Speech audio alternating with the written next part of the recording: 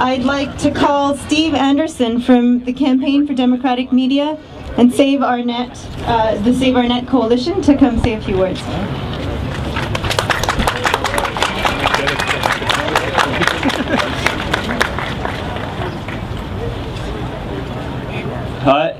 It's great to see I'm not the only one who loves the open internet. So, I'm here to announce that there's a coalition building as a result of these big telecom companies throttling the open internet. It's the SaveOurNet.ca coalition. And it's a diverse group of businesses, labor groups, and public interest groups, and people from across the country who have come together to save the open internet. We expect the coalition to continually build as more people, groups, and businesses learn about the threat to the open internet. The fight to save our net is literally one where big telecom companies are fighting against the rest of our society. As we stand here, your internet service provider is stifling consumer choice, competition, and innovation. When media consumers tried to use the internet to access the CBC's next great prime minister, they were told it would take hours and even days to do so. This is because big telecom believes it can decide which content and services we have access to. This is big telecom saying that it has the right to be an internet gatekeeper. It is big telecom trying to force an old model, a TV model, on the internet. If we let big telecom get their way, producers and entrepreneurs will need to ask Bell, Rogers, and other big ISPs for permission just to distribute content and create innovative services. And here's the problem with that. When Now Public, perhaps the most popular citizen journalism website on the internet, tried to create its service, they didn't need to ask for permission. They just did it. When the Real News Network tried to start an online world news station in Toronto, they didn't need to ask permission. They were just able to do it. They were just able to innovate. When Rebel.ca wanted to create a national TV station online, they didn't need to ask permission. They just did it. But this is all under threat now, as ISPs try to create a made-for-TV model on the internet. If we lose the open internet, we lose the freedom to innovate, we stifle the creativity needed for a competitive economy. And what we want is quite simple. We want politicians and policymakers to stand up for net neutrality in the open internet. It's just that simple. We want a representative society with free speech, free inquiry, and consumer choice. And we want them to stand against monopolistic, would-be internet dictators.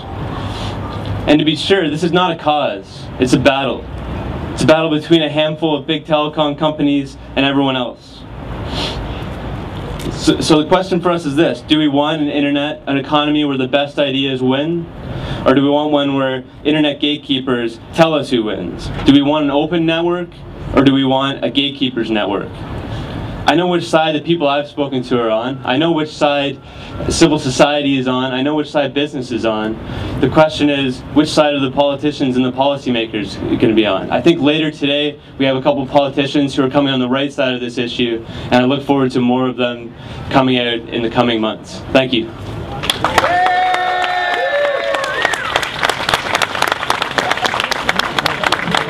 Thank you, Steve. Merci, Steve. Next we have Charlie Angus from the NDP. Charlie Angus has actually raised this issue in the House of Commons and would like to say a few words to us.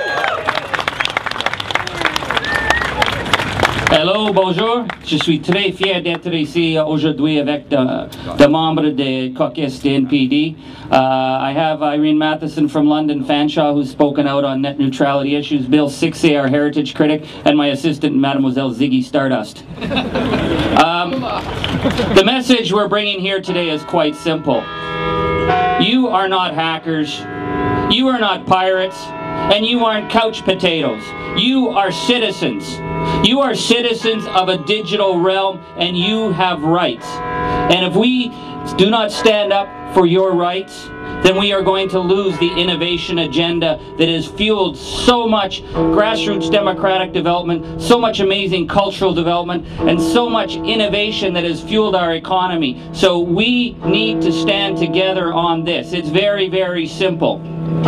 Cette manifestation envoie un message clair au gouvernement conservateur. Arrêtez la bataille contre Internet. L'NPD appuie le développement du contenu culturel numérique. Nous appuyons l'innovation, mais nous opposons à attaquer Internet.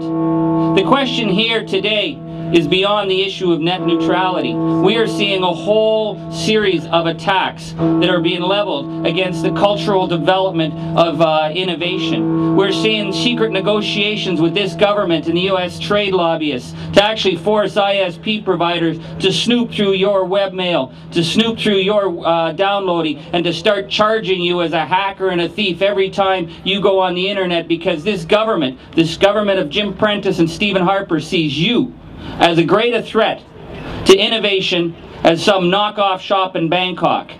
And we're saying they have it wrong.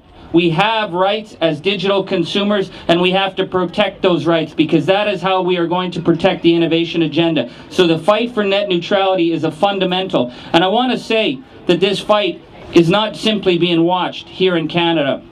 The fight that is being fought against Rogers and Bell and the other telecom giants is being watched closely around the world. We are in discussions with innovation leaders in other countries, because they know that if Canada buckles down to this attack on net neutrality, it will be much easier to lead that attack in Europe and in the United States. So we're bringing a very simple message from the NDP today. We are bringing a law that will be introduced in the House tomorrow to protect your rights for net neutrality.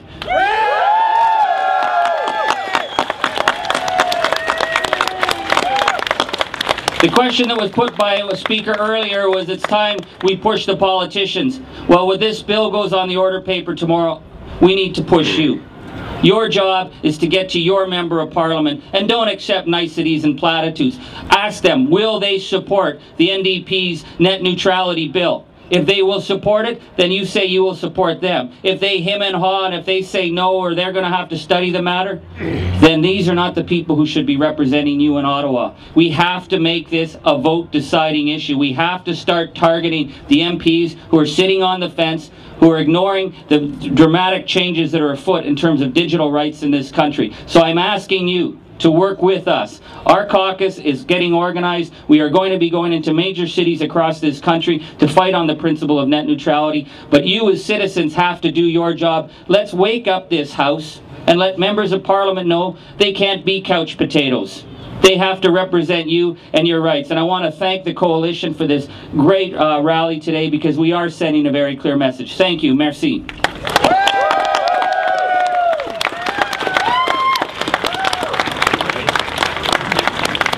Merci Charlie Angus, député du NPD pour James Bay Timmins.